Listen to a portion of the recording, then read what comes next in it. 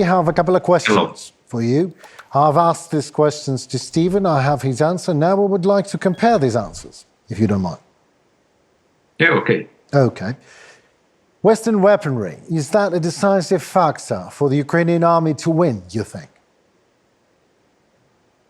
Yes, I think that's one of the factor amongst those that we need, because first point that now we have a will for the fighting and continue fighting against this illegal Russian aggression against Ukraine. That's the first point, because we have this will that's very important, the will of the whole nation, all people of Ukraine. Second point, we need to have for this instrumentals, of course. And the second point, of course, it's the weapons, of course, because that's our way to fighting and for our victory. Because we understand that we cannot afford to, to be in the competitions with Russians in the amount of population and people whom we can mobilize in.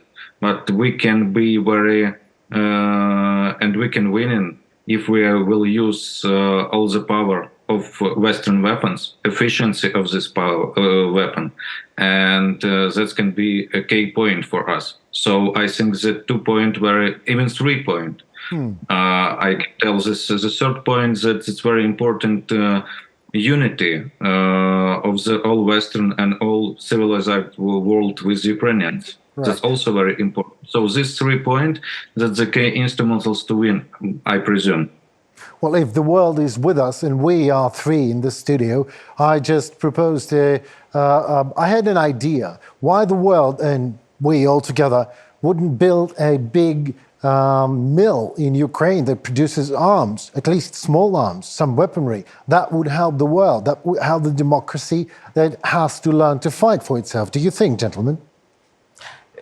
Yeah, I think it's a great idea. Hamas has a license from Russia to produce Kalashnikov rifles and ammunition in Gaza.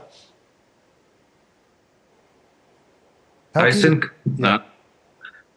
I think, and more than that, I think that we are on the way to this, because you know that Ukrainian government working closely with our partners in this issue. And now during this period, during this week, we have a good example of this, because we have the story of Rheinmetall, which opened already and began from the repairing the armory weapons which Ukraine been supplying early, and also we expect that will be produced some parts of weapons. So, and also we remember that during the visit of President Zelensky to United States this fall, they had a good conversation with the President Biden and with the members of American producers of weapons. And so I expect that we will have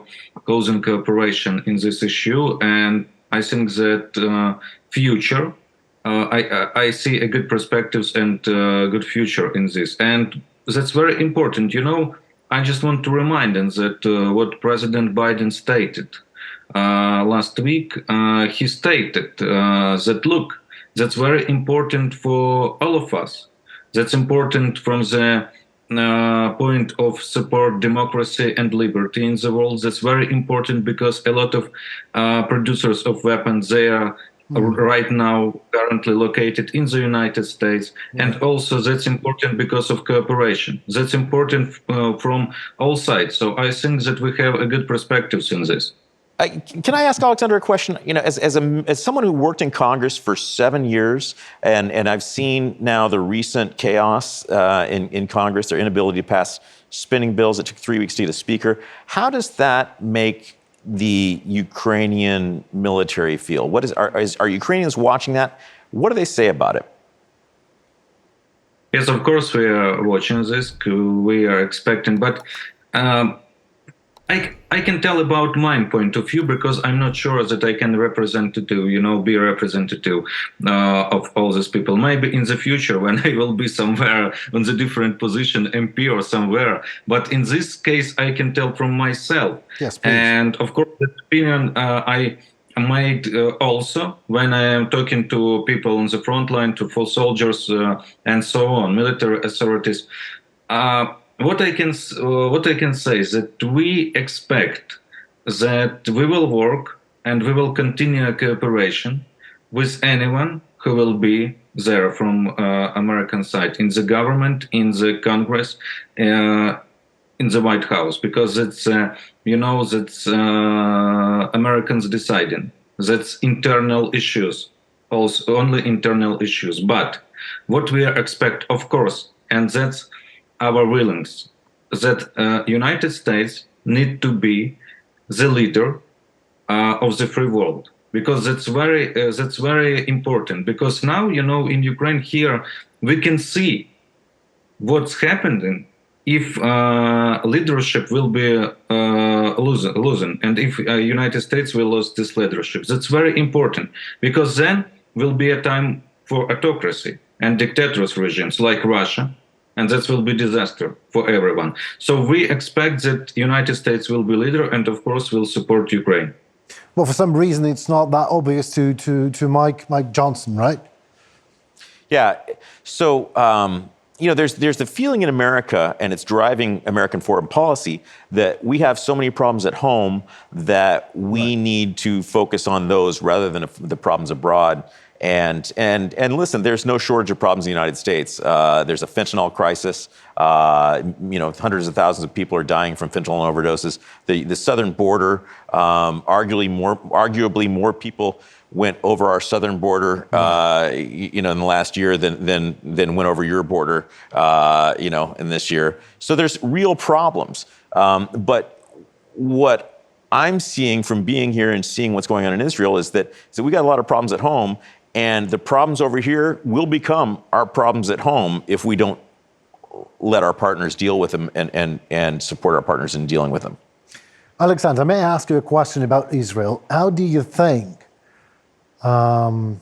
what is going on with the barbaric attack of Hamas on Israel and the fact that Moscow was hosting actually Hamas leaders, in that, which was obvious for the world, but it is not somehow obvious to Russian nation? They are okay with that, you think? And how would that what impact would it make on Ukraine? What's going on in Israel right now? I think that we all consider Putin support Hamas. He stated that, look, you need to support not only Palestinians but Hamas. So there's gonna be ceasefire in Israel and so on and so on.